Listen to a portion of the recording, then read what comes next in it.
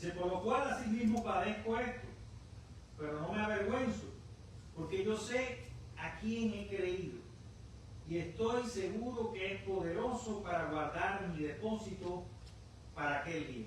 Amén. Querido hermano, todos sabemos lo importante que es el saber. ¿Cuántos saben? ¿Saben algo? Todos los que llegamos aquí traemos algún saber, algún conocimiento, algo que hemos estudiado. Esta frase tan importante de que saber es poder. Repite conmigo, saber es poder. Cuando yo sé algo, yo puedo hacerlo. Amén. Saber es poder. Es una frase muy antigua de un señor que se llama Francis Bacon, un filósofo inglés allá por el siglo XVI. Bacon, o Bacon, como quieran llamarle, depende en el idioma que lo lean, afirmaba que el conocimiento nos da control sobre la naturaleza, la sociedad y la vida misma. Por ejemplo, el médico sabe de medicina y salva vidas. El agricultor sabe de la agricultura y produce alimentos que nos nutren. El ingeniero transforma comunidades, construye carreteras, construye puentes, porque ha adquirido un saber. El arquitecto recibió todo ese periodo de instrucción y adquirió un saber en la arquitectura que le permite construir monumentos. Cuando usted viaja allá por donde viven nuestros hermanos, hay una avenida, Collins, ¿no es? La avenida Collins, y hay unos grandes edificios, impresionantes. Usted cree que el edificio le viene encima, ¿no le pasa eso con los rascacielos? Cuando usted se pone delante de una obra maestra, y déjenme decirle que hay construcciones aquí en Miami que son impresionantes. ¿Amén? Entonces, saber es poder. Pero a veces la vida nos plantea preguntas que ningún conocimiento humano puede resolver. La vida nos va a plantear preguntas. ¿Qué sucede cuando la enfermedad toca tu puerta? ¿Qué sucede cuando una pérdida nos sorprende y nos deja sin respuesta? ¿Qué sucede cuando enfrentamos rechazo, incomprensión o alguien que amamos mucho nos traiciona? Incluso de aquellos que supuestamente deberían apoyar. En medio de esas realidades uno puede perder la paz, uno puede llenarse de ansiedad. Miren, cuando nosotros estudiamos este pasaje, nos damos cuenta que si había alguna persona que escribió el Nuevo Testamento, que podía vivir en ansiedad y temor, era precisamente el apóstol Pablo. Porque por predicar el Evangelio, por ser fiel a lo que Dios le había llamado a ser apóstol de los gentiles, había estado preso. Y aunque la prisión era domiciliaria, eso implicaba un condicionamiento, un estorbo para él poder llevar adelante el plan de Dios. Pablo tenía un saber, pero no era el saber del conocimiento intelectual, no era el saber de un médico para curar, no era el conocimiento científico, era otro tipo de saber que nos prepara, que nos capacita, que nos fortalece en medio de las pruebas más difíciles de nuestra vida. Por eso, porque estaba convencido de ese saber de Dios, de ese conocimiento íntimo, relacional con el Cristo vivo, es por eso que Pablo pudo soportar todo tipo de pruebas, de aflicciones, de naufragios, de pérdidas, de latigazos. Todo lo que pueda usted imaginar opuesto al ministerio de Pablo le sucedió a este hombre de Dios. Por eso él llega a la conclusión, cuando le está escribiendo a este joven pastor Timoteo en la iglesia de Éfeso, Pablo le dice algo muy importante. Dice, por lo cual asimismo padezco esto, pero no me avergüenzo, porque yo sé a quién he creído y estoy seguro que es poderoso para guardar mi depósito para aquel día. Pablo no está diciendo, mira, yo a lo mejor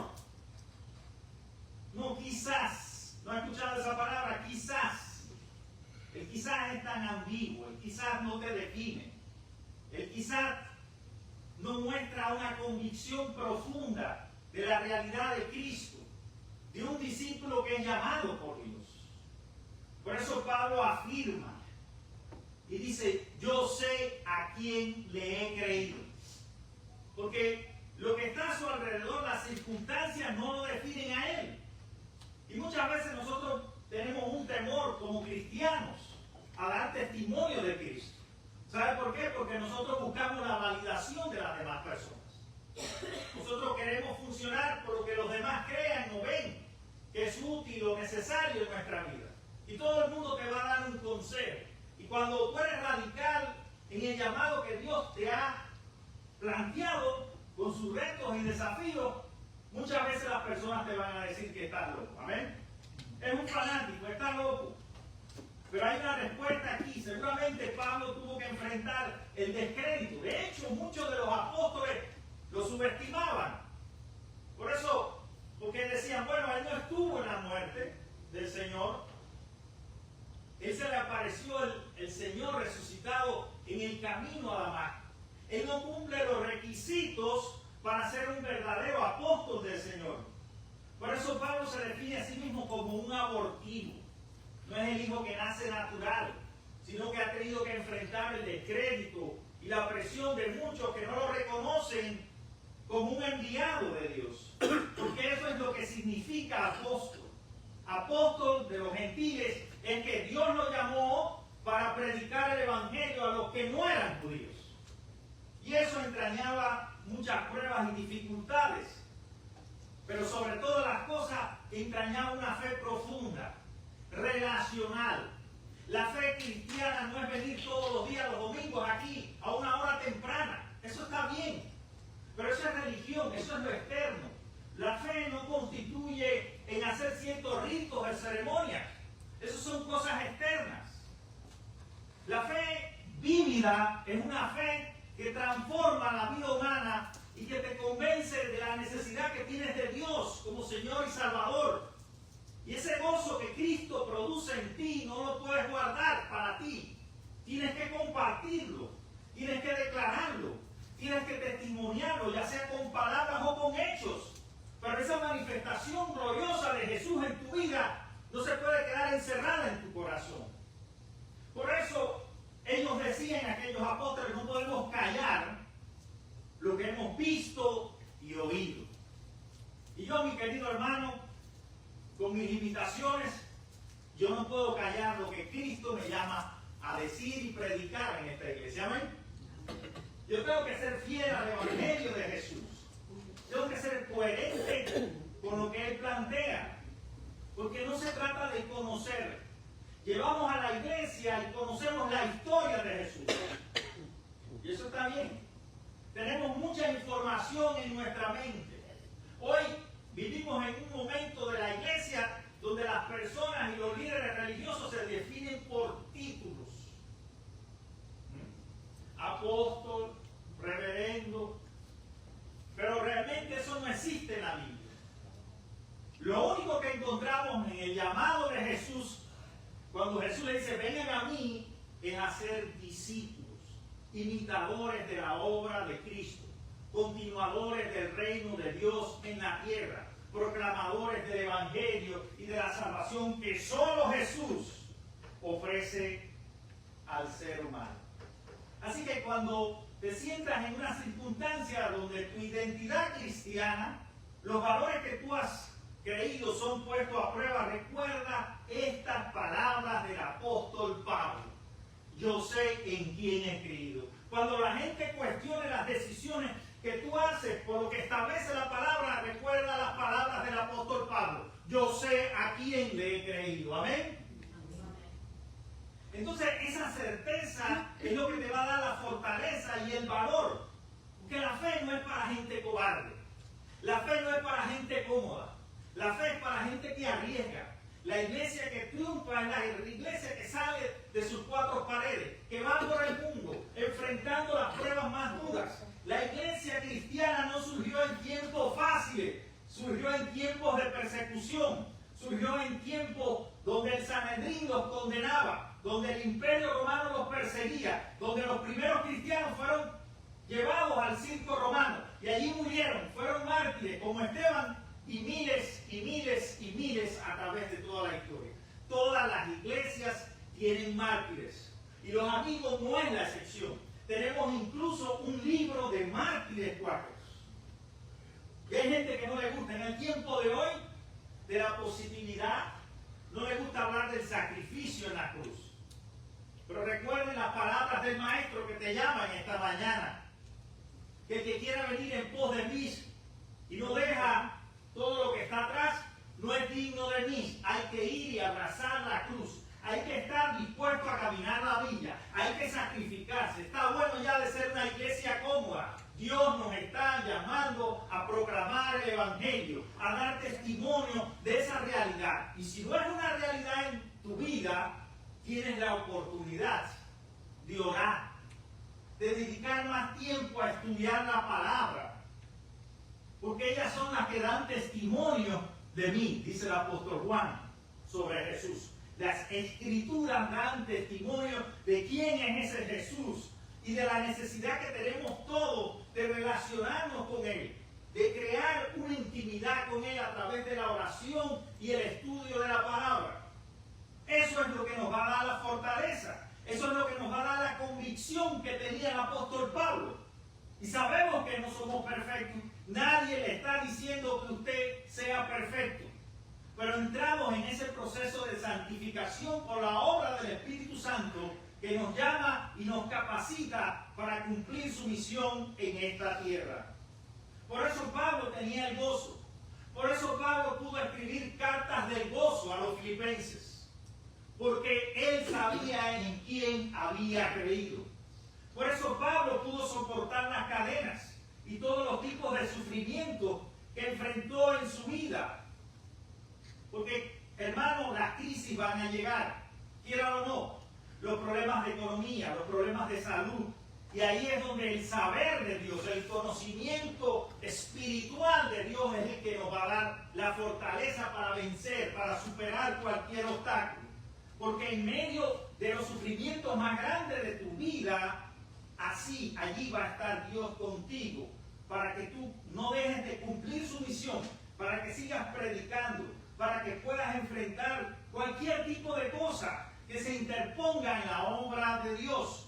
Lo he vivido, lo he experimentado, lo he sufrido durante tantos años.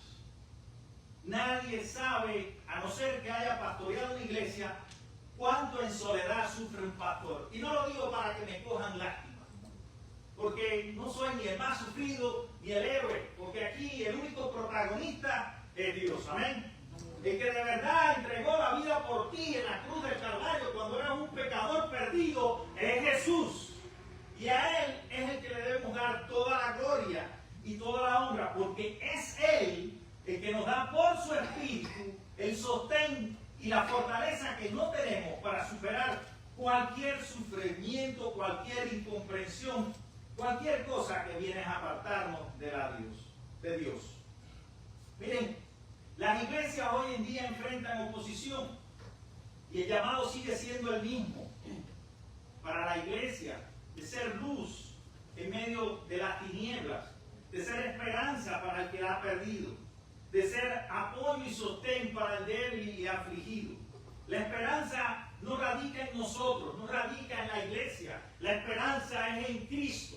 Tenemos una esperanza que de la misma manera que Dios estuvo con Jesús allí en la cruz del Calvario, cuando Él se sentía abandonado en su humanidad, Jesús clamó al cielo, Jesús hizo esta oración y pidió perdón por los que estaban allí y que se habían convertido en los verdugos y que le estaban dando una muerte atroz, y dijo: Padre, perdónalos porque no saben lo que hacen.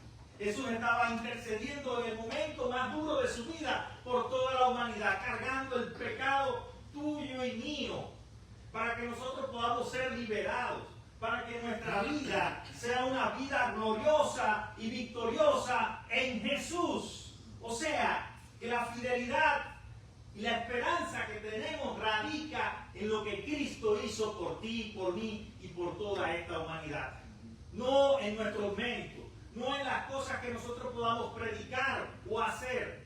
La fidelidad viene de que Dios es fiel, en que aunque nosotros nos desviemos, aunque no cumplamos con lo que Dios establece en su palabra, aunque seamos desobedientes, Dios nos sigue amando. Eso no cambia la naturaleza del amor de Dios, ni el propósito que Dios tiene para nuestra vida. Dios permanece fiel en medio de cualquier circunstancia. Y cuando tienes esa certeza, escúchame bien, querido hermano, en tu corazón hay paz. Amén. El mundo se puede caer a tu alrededor, la gente puede apreciar o no lo que tú haces, te puede valorar, te puede desacreditar, pero tú sigues firme, valeroso, porque tú sabes en quién has creído. La pregunta en esta mañana es si tú estás consciente en quién has creído y cuáles son los desafíos, los compromisos que tiene delante de Dios para que la misión de esta iglesia se cumpla aquí en Miami. Amén. No importa lo que digan los demás. No importa las críticas. Dios te ha dado un depósito. Y esto es lo último que voy a considerar. Porque miren cómo él dice aquí. Por lo cual así mismo padezco esto.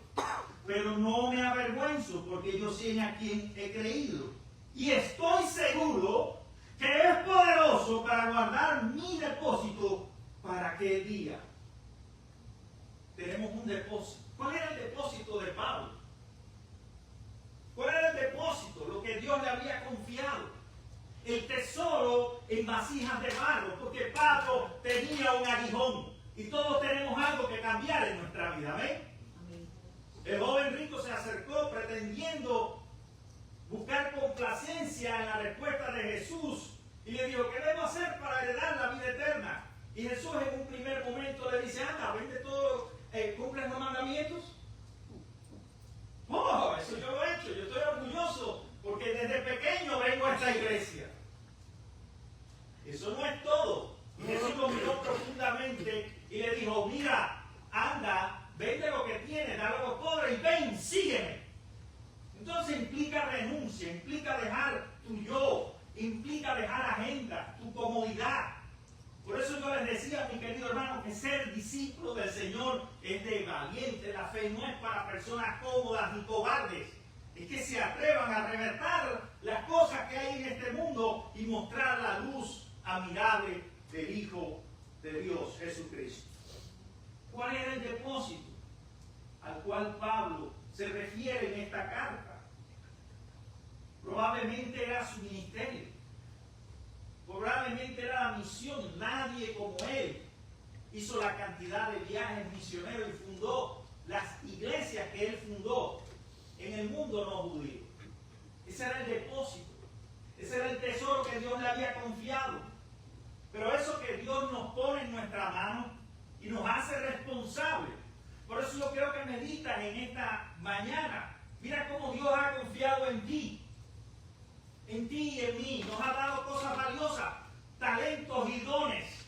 Nos ha dado responsabilidades dentro de la iglesia.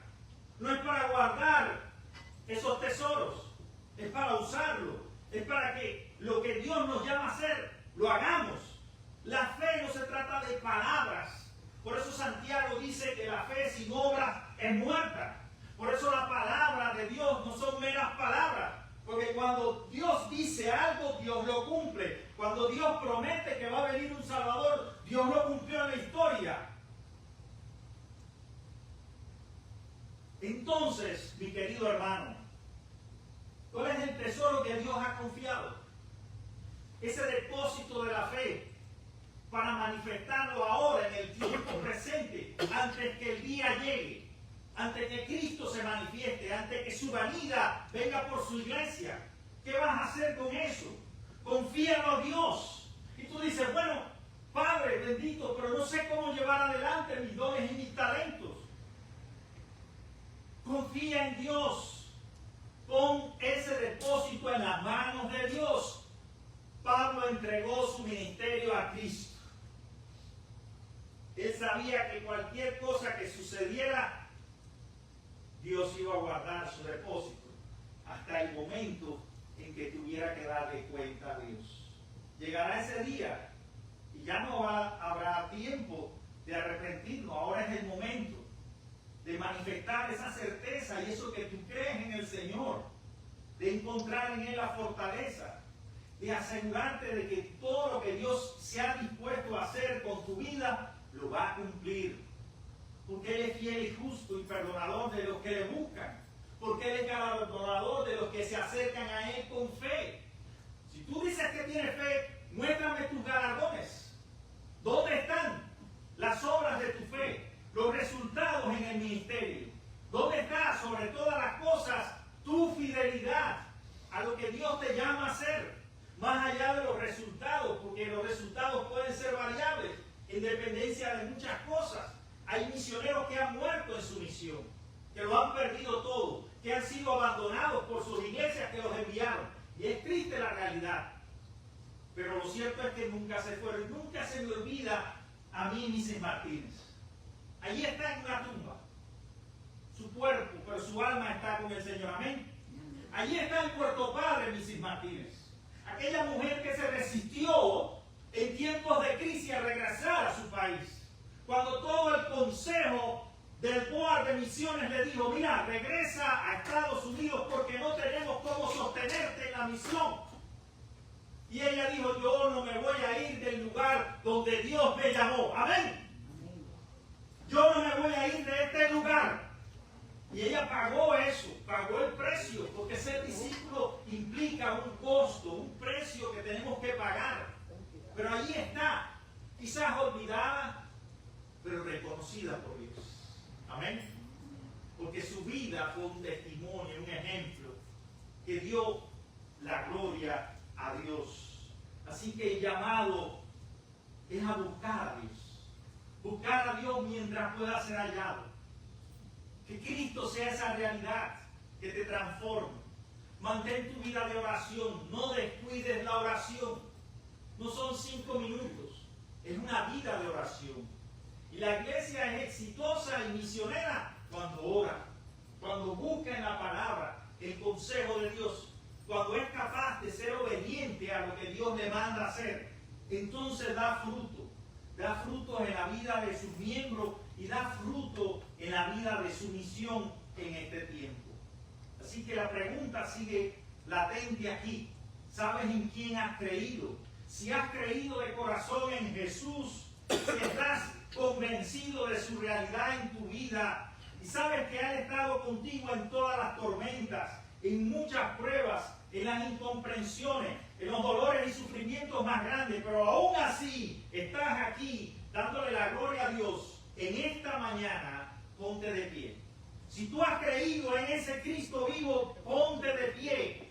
Y si no quieres ponerte de pie porque eres rebelde, no importa, pero reconócelo en tu vida. Porque lo que me interesa no es una evidencia externa de que tú has creído en Jesucristo como Señor y Salvador. Lo que me interesa es que lo hayas recibido en tu corazón. Si tú has creído en ese Cristo vivo y estás dispuesto a servir con amor, con humildad, para hacer un testimonio de la existencia y del poder de la gracia divina, pues yo quiero orar por ti, mi querido hermano. Quiero orar por todos, por los que se levantaron y por los que no. Quiero confiar sus vidas y los dones maravillosos que Dios le ha dado para que Dios los use de la manera que Él entienda, para que sus vidas sean un testimonio que fortalezca la vida de otros y que también puedan conocer a Jesús, porque a través de esa transformación y de esa conversión como discípulos de Cristo, las demás personas van a recibir su gracia, van a encontrar luz para sus vidas. Ustedes son esa luz para los que están en tinieblas. Ustedes son esas cartas vivas, como decía el apóstol, en las cuales las personas pueden leer y ver la obra divina. Ustedes son el ejemplo para esta humanidad. Así que no se rindan, no se sientan abatidos, frustrados.